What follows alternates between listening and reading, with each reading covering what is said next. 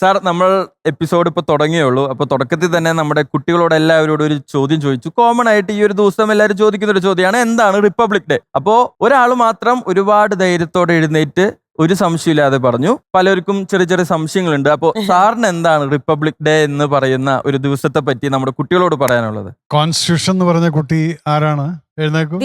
ആ, എന്താണ് ഈ കോൺസ്റ്റിറ്റ്യൂഷൻ? ഇന്ത്യയുടെ നിയമങ്ങളെല്ലാം ഉൾപ്പെട്ട ഒരു കറക്റ്റ്. ആ നിയമങ്ങള് അതിന് മുന്നേ ഉണ്ടായിരുന്നല്ലോ. എന്തുകൊണ്ട് ഈ 1950 വരയ്ക്ക് പുതിയൊരു നിയമം? അല്ല, ഇനി മുതല് എപ്പോഴും ഇതേ നിയമം തന്നെ തുടരണം എന്നുള്ള അത് എന്തുകൊണ്ട് 50-ൽ വന്നു എന്നുള്ളതാണ് എൻ്റെ ചോദ്യം.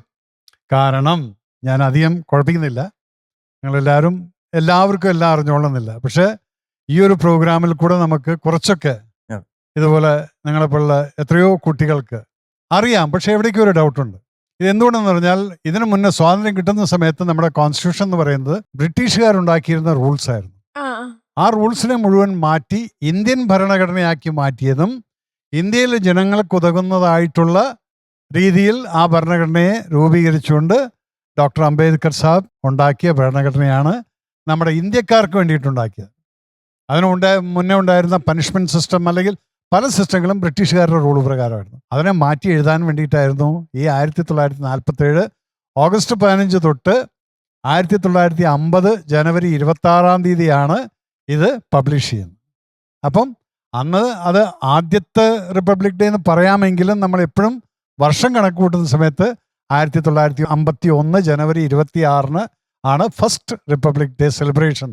അതുകൊണ്ടാണ് ഇപ്രാവശ്യം ഇത് നേരത്തെ എം ജി ഞങ്ങൾ പറഞ്ഞില്ലേ 76, ആക്ച്വലി 76th ആണിത്. ഓക്കെ, ഇനി ഞാൻ അങ്ങോട്ട് ചില ചോദ്യങ്ങൾ ചോദിച്ചാൽ അതിനൊക്കെ ഉത്തരം പറയാം. നിങ്ങളോട് ചോദ്യം ചോദിച്ചിട്ട് ഞാൻ ഉത്തരം പറയാം. ശ്രമിക്കാം. ഈ ജനുവരി 26 ആരാണ് ഫ്ലാഗ് ഹോയിസ്റ്റ് ചെയ്യുന്നത്? ഒന്നുകൂടെ ഒന്ന് ഓർത്ത് നോക്ക്. റിപ്പബ്ലിക് ഡേ പരേഡ് നമ്മൾ കാണാറില്ലേ?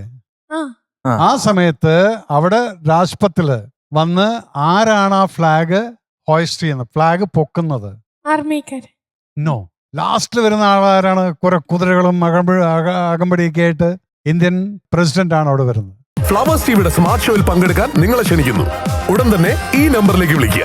7593829838. ഫ്ലവേഴ്സ് സ്മാർട്ട് ഷോ ഉടൻ വരുന്നു ഫ്ലവേഴ്സ്. അദ്ദേഹമാണ് ആ കൊടി റിപ്പബ്ലിക് ഡേക്ക് ഉയർത്തുന്നത്. അതുപോലെ തന്നെ ഇൻഡിപെൻഡൻസ് ഡേക്ക് ആരാണോ ഉയർത്തുന്നത്? Prime minister. അതെവിടെയാണ്? റെഡ് ഫോർട്ടിനകത്ത്. ഇനി വേറൊരു കാര്യം, ഒരു ടെക്നിക്കൽ ചോദ്യം. ഈ ഫ്ലാഗ് അന്ന് പ്രൈം മിനിസ്റ്റർ ഉയർത്തുന്നുണ്ടോ? കൺഫ്യൂഷനായി.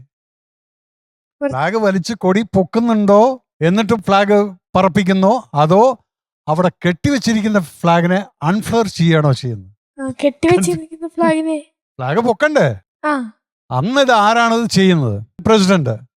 അദ്ദേഹം കെട്ടിവെച്ചിരിക്കുന്ന ഫ്ലാഗിനെയാണ് വലിച്ച് തുറക്കുന്നത്, പറപ്പിക്കുന്നത്. അതിനാണ് അൺഫ്ലർ ചെയ്യാന്ന് പറയുന്നത്. നേരെ മറിച്ച് ഇൻഡിപെൻഡൻസ് ഡേക്ക് പ്രധാനമന്ത്രി ഈ കൊടി പൊക്കുകയാണ് ചെയ്യുന്നത്. എന്തുകൊണ്ടാണ്? ഓക്കെ, അധികം സമയങ്ങള്. സ്വാതന്ത്ര്യം കിട്ടിയ ദിവസം എന്ന് പറയുന്നത് 1947 ഓഗസ്റ്റ് 15. ഈ 15-ാം തീയതി നമ്മള് അഭിമാനത്തോടു കൂടി ഇന്ത്യൻ പതാക പൊക്കി പറപ്പിച്ചു. അത് കഴിഞ്ഞിട്ട് പിന്നീട് വരുന്നത് ആണ് ജനുവരി 26 റിപ്പബ്ലിക് ഡേ. അപ്പൊ ഓൾറെഡി നമ്മൾ പതാക പൊക്കി പറപ്പിച്ചു കഴിഞ്ഞിരിക്കുന്ന ഓഗസ്റ്റ് 15.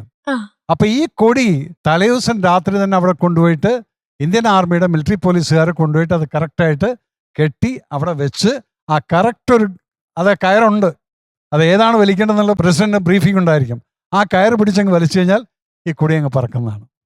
അപ്പൊ ഒരിക്കലും നിങ്ങൾ എവിടെയെങ്കിലും ജനുവരി 26 കൊടി പൊക്കാൻ വേണ്ടി വിളിച്ചു കഴിഞ്ഞാൽ അന്ന് പോയിട്ട് കൊടി പൊക്കരുത്. അവരോട് പറയണം അവിടെ കെട്ടി വെച്ചിരിക്കണം, അത് വെറും പിടിച്ചു വലിക്കാനേ പാടുള്ളൂ. Now next, what time you republic day എന്നുള്ളതിന് ആ കൊടി പൊക്കുന്ന സമയം എത്ര മണിക്കാണ്? കൺഫ്യൂഷൻ. ഓക്കെ, 8:30 മണിക്കും 9 മണിക്കും ഉള്ളിൽ ജനറലി എല്ലാ സ്ഥലങ്ങളിലും കൊടി അൺഫ്ലർ ചെയ്ത് പറപ്പിക്കണം. എന്തുകൊണ്ട്?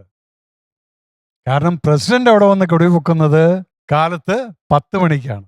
അതിനു മുന്നേ ഇന്ത്യയിലെ എല്ലാ സ്ഥാപനങ്ങളിലെയും ഗവൺമെന്റ് സ്ഥാപനങ്ങളിലെയും കൊടി പൊങ്ങിയിരിക്കണം. അവസാനമായിട്ട് പൊങ്ങുന്നതായിരിക്കും രാഷ്ട്രപതി അവിടെ പൊക്കുന്ന കൊടി. സോ ഇതിന് ടൈമുണ്ട്. അല്ല നിങ്ങൾക്ക് തോന്നുന്ന പോലെ 10 മണിക്ക് ശേഷം 11 മണിക്കൊന്നും കൊടി പൊക്കാൻ പറ്റില്ല. ഓക്കെ ആ. അത് മൈൻഡിൽ വെച്ചോളാം. ഇതിന് ടൈമുണ്ട്. അപ്പൊ അതുകൊണ്ട് 9 മണിക്ക് മുന്നേ നമ്മളെല്ലാം പൊക്കി കഴിഞ്ഞിരിക്കും, ബാക്കിയുള്ളതെല്ലാം.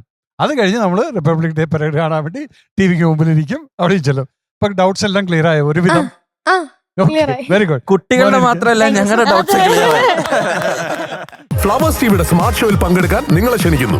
ഉടൻ തന്നെ ഈ നമ്പറിലേക്ക് വിളിക്കുക.